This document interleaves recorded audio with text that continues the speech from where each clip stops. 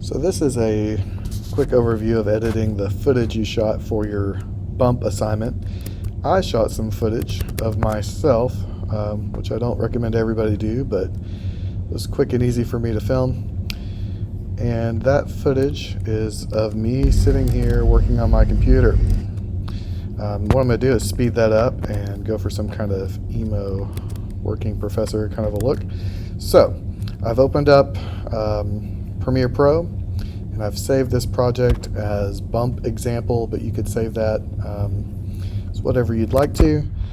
And make sure you know where you're saving your files and where these things live. I like to put movie files in movies, but also sometimes I'll save documents, the Premiere project in there. So I'm going to drag that and drag it over here to the project window where it says import media to start. Now I've got this footage. It's about 1 minute and 7 seconds long. So I am going to speed that up by about 700%, maybe just under that, 600%, and I think that'll get it down to 10 seconds long. So I'm going to drag it over here and start a new sequence from this clip. It's 1 minute and 7 seconds. When you drag it over, it copies all the settings, so that's handy. I'm going to right click it and go to speed and duration, and I'm just going to change that to 650% just to split the difference there on that last 7 seconds. And when I've done that, hitting the plus key on the keyboard, I'm very close to 10 seconds long, and if I want to stop it at 10 seconds, I can move the timeline indicator here to where this is at 10 and just shorten this back to that last 10 seconds. So now I've got sped up working professor footage. If anybody's seen the movie Pi by Darren Aronofsky, I feel like that's what I'm going to be going for here. So the next thing I need to do is mute this audio. There's an M button over here under A1 for mute track, which is one of the ways we can mute the audio. So now anything on this audio 1 track will be muted, so keep that in mind if you're doing any kind of future edits. The next thing you're going to want to do is go up to the color panel. I realize now, earlier I was on the graphics panel. Typically I'd want to do editing in the editing panel, but they're all just different layouts to the software to do different types of work. For instance, in the color panel, you've got quick access to things like saturation. So if I wanted to do black and white, I could turn down the saturation, which is what I'm going for. But there's some other cool ones in here. If you go to creative and look, there's some kind of blown out effects there, some colorful effects. It's nice when you kind of tweak these to something you know you're gonna want to use consistently throughout a film and create a look that kind of unifies all your footage. But what I'm going for is desaturated, and then under basic correction, I'm going to turn down the exposure a bit and the highlights quite a bit because I don't like how bright those scenes are. Could pull this over to the left. That's called crushing the blacks, which makes the dark areas of the image look very dark, or you could crank them all the way up for everything's kind of a monotone gray look. But that's the look I'm going for. You may want to do something different though, like with a color. So I'm going to reset all this by hitting this little reset effects button. So that's one way to do work with color. There's some other really neat tools in here that are fun just to play around with and see what they do, and they're similar to Photoshop and Illustrator. I'm going to go back to editing, and a more traditional way of doing these effects is to go to the effects panel here and go to video effects, and there's one in here under color correction called tint.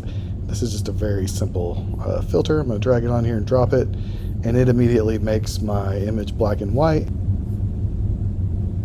Additionally, you can choose some colors to map that to.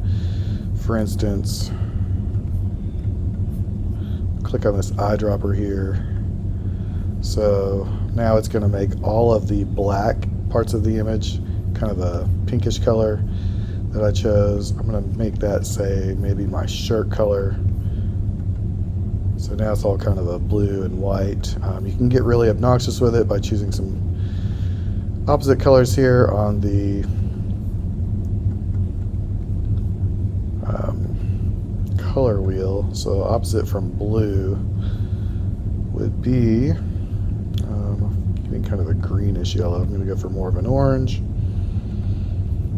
So now I've got blue and orange. I don't like it though. It kind of distracts me.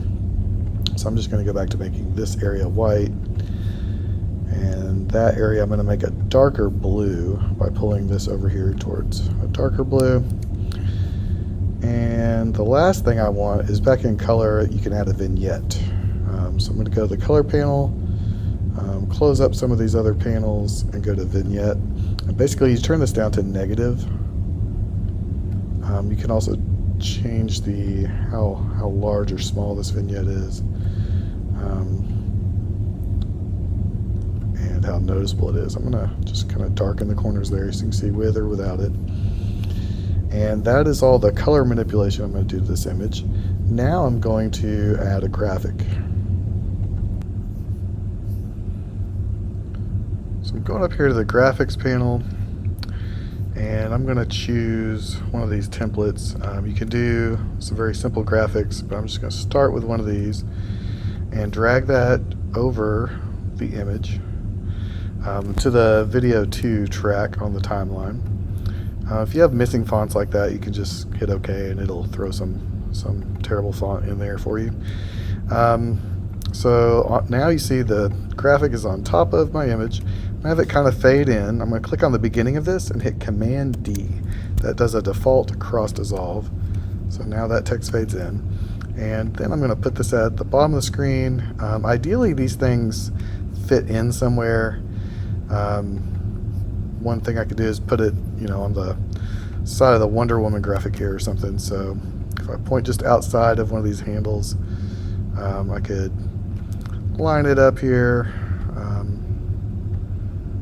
You see that on the Adult Swim bump sometimes, but I don't know that I like that. So I'm going to back up, Command Z a couple times, and I'm just going to put this at the bottom of the screen, but I do want to make it really big because this text should be big and bold.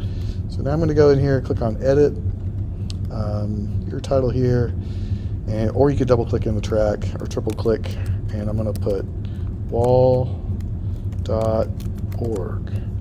because that's what we're listening to, and that's what I'm trying to promote on the screens out there. Another thing is you're listening to WAWL.org or WAWL TV is what we call those screens. Any variation of those would be fine. I'm going to go with this default font, but there's probably some better fonts. But I want it big and blocky, because then what I'm going to do is with this selected in the timeline, I'm going to go over to Effects Controls and Opacity and roll open the little thing there for opacity and change the blending mode to something like Vivid Light, or I'll usually just play with these, but Overlay looks pretty nice. It makes it blend with what's behind it, just like the same modes in Photoshop. My breath on my chest is super weird in this video, but I'm just going to leave it there. So that is done. Also, it's fun when your eyes open and close. I just use the arrow keys to make fun of people doing that. Okay, so now I'm ready to export this thing at the end. You can have it all just fade to black at the end of 10 seconds. So I put cross dissolves at the end. Not a big deal. Those kind of transition out there on the WAWL TV screens. But I'm going to go to File and Export. It's a good idea to save your project file, but don't send me a project file. You need to file and export me a media file. The best settings for those are going to be under Format, H.264. H.264 is pretty nice compression with good quality. And if you go to Preset, you can use the match source high bit rate, or any of those will be totally fine. Or you can scroll down there and go to like YouTube or Vimeo or whatever you're exporting for. But usually match source is fine if you recorded it from, say, your phone or something. And then make sure you know where this is going to. If it comes up like this, you can expand this Save As window right there. Make sure you know where it's going. I'm going to put mine back in Movies, I think, and I'm going to put this as working, or I'm going to put it as WAWL TV bump. Willis WAWL TV bump. It's going to have the MP4 file format extension, and then go down here and hit export, and it does audio first and then video, but let's go look at that file now. WAWL TV bump is there, and I wish I had maybe centered up this WAWL.org logo, so I could go in and fix that and export it again. Just either writing over this file again with the same name or doing something else. But then we're ready to upload that to the folder. So hopefully you can click on the link and eLearn and upload this new file you've created. Remember, you owe me 2 of these.